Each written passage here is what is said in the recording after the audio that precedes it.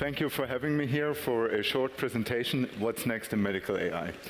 So I would like to have a quick review of what happened in the past couple of years, which I thought is really fabulous and fantastic, but the technology is further accelerating, and I want to highlight this in this presentation. So one technology that has been driving the past couple of years tremendously is deep learning. With deep learning, we were able to build speech recognition systems that finally worked.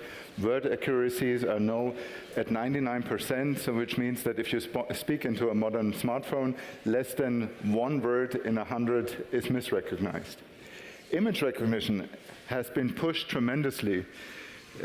In 2011, this was considered to be a really hard task to assign an image to a class. A couple of years later, with deep learning, it is on par with the human estimates. Playing video games or playing games is a technology that has advanced tremendously. In 2013, first experiments with playing Atari video games. A couple of years later, were developed to a state that it could beat world-class player in the game of Go. Today, we use this technology to play a different game, like AlphaFold, where we're folding proteins in order to find better medical drugs. Also, generative AI and image analysis has tremendous really a lot. So this is an image of me like 2 years ago. I was a little bit more had a bit more time to do sports. So so this is an image description 2 years ago. An athletically built man with a serious expression stands in a well-lit room. He wears a blue t-shirt with the phrase, "Save the chubby unicorns." Can you read that on the t-shirt? The AI reads the t-shirt. It sees that I have a smartphone in my hand. I'm taking a selfie in the reflection of a mirror. And then it describes the room further. This description is so accurate that you can take it to generate new images with it. So, of course, it didn't say how the man actually looks like. So this is a plausible realization. It has the t-shirt. 2 years ago, the AI still had a couple of spelling, dyslexic effects, but it would still render the image appropriately. And then you can go wild with this, right? You can have this Greek statue. You can have it in anime style with fire. No problem. You can generate those images. Well, you could say, okay, this is playing games, but is there anything useful with that? Well, we've seen that we are very, very good with image analysis now, also in medicine.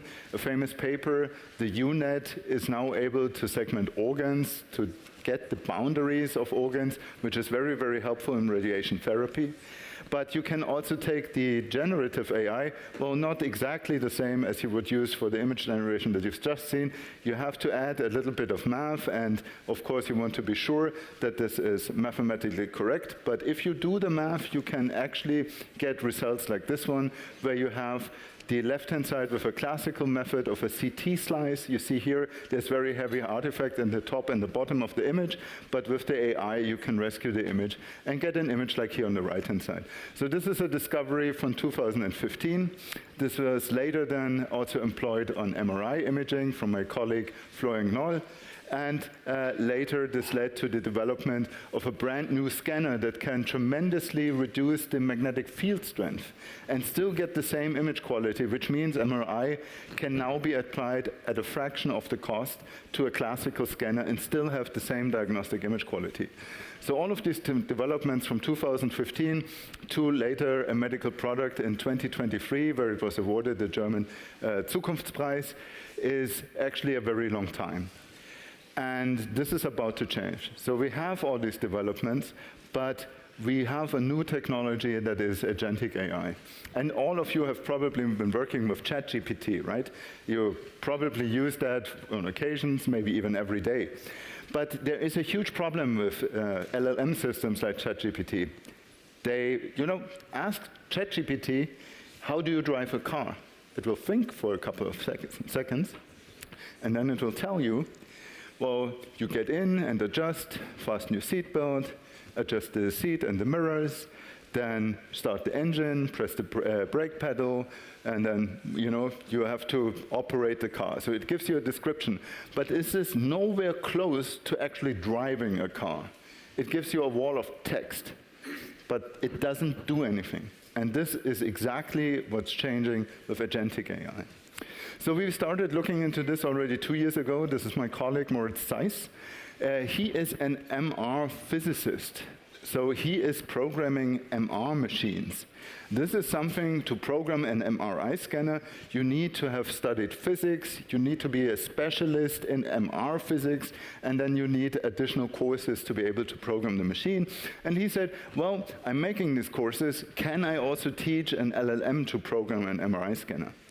And he came up with essentially a 12-page prompt, which is more or less the exercises that he's using with his students.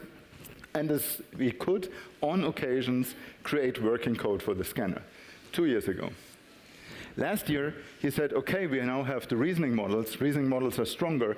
Can we condense the 12 pages to just one line? Code a spin echo EPI with this field of view.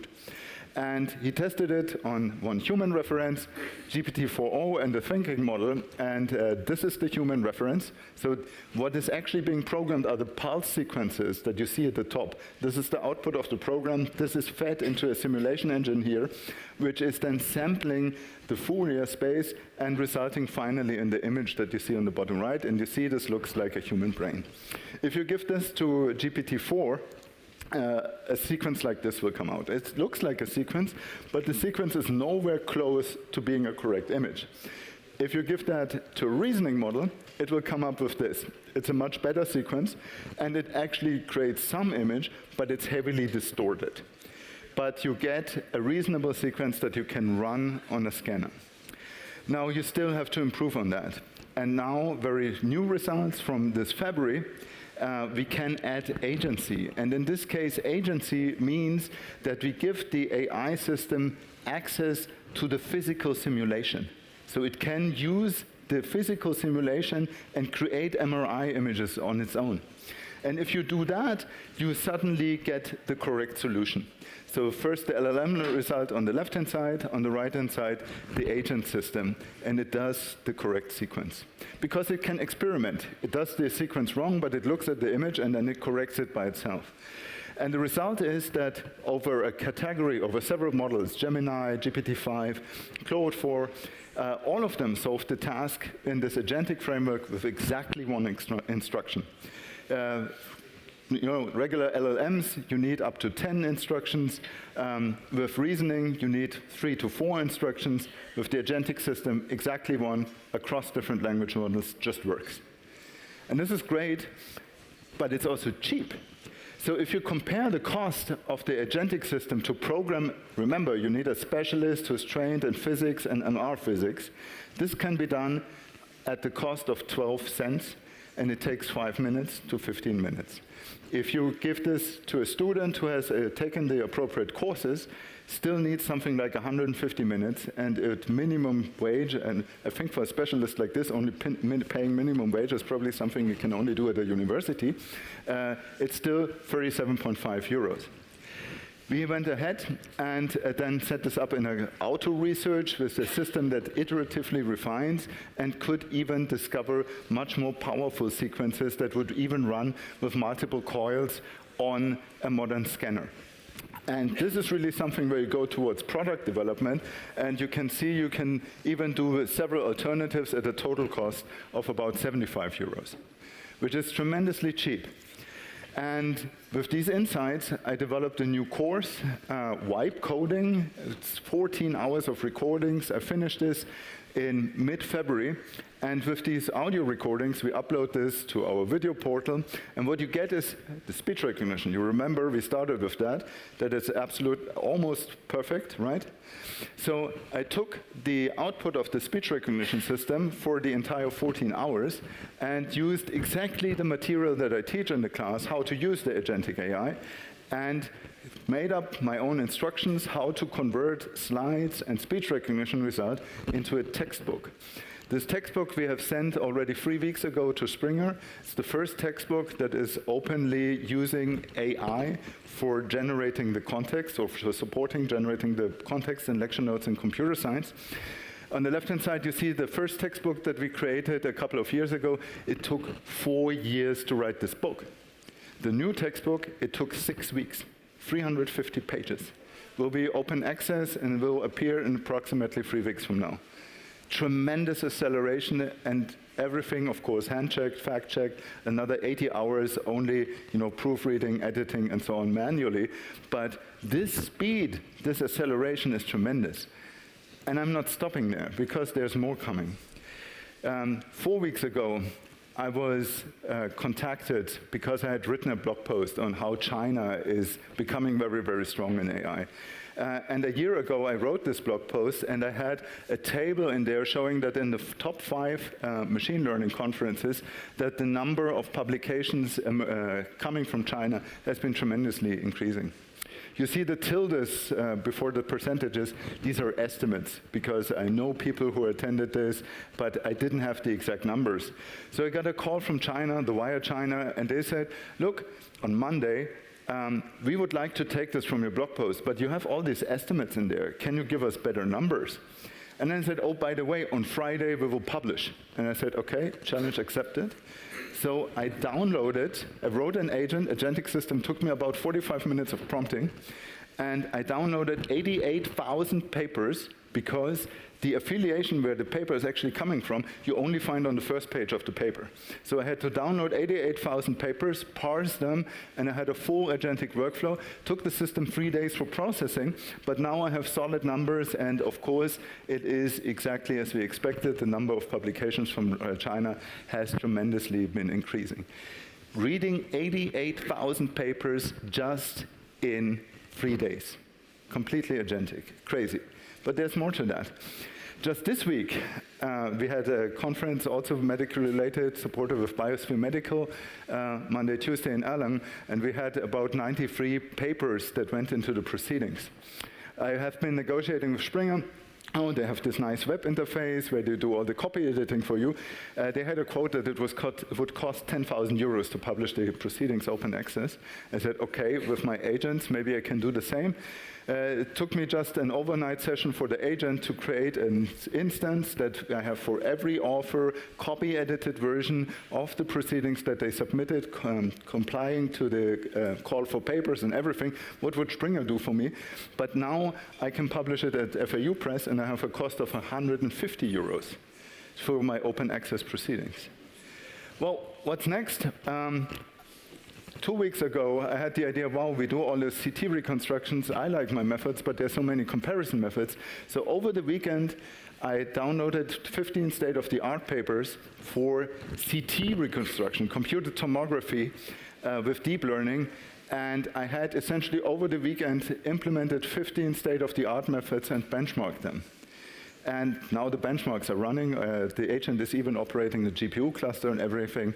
It's just running. If you're interested in this, this is the link to my GitHub. There's a live dashboard where you can see where the newest results from the cluster is coming in. Current best is a learned primal dual, by the way. Well, let's not bore you with this. I did a lot of these things, and this is things I did in the past 3-4 weeks. Reproducing a paper takes 3 hours. If the data is there, reproducing the paper, downloading it, and reproducing 3 hours from an archive paper. Reproduce a paper without code or data, just the description of the paper, where you have to generate also all the artifacts, takes approximately a day. Our university has 200 study programs, and occasionally students get lost because they can't find the information because it's hosted on 200 different websites. Parsing 200 websites, all of the study regulations, everything, and writing a scraper for an agentic chatbot system took 3 days. And what I'm currently doing is re-implementing an Atari simulator where you have to be bit exact. It takes about a week. So this is the speed how we can develop software now. And now imagine what all the things that we can do, not just CT reconstruction, parsing unstructured data, all of that is now at our fingertips, and we can integrate them very, very quickly, even with local language models that you run on-premise in clinics. So these are my references, and thank you very much for your attention. Slides were also generated by agents. You can download the sources here. Thank you.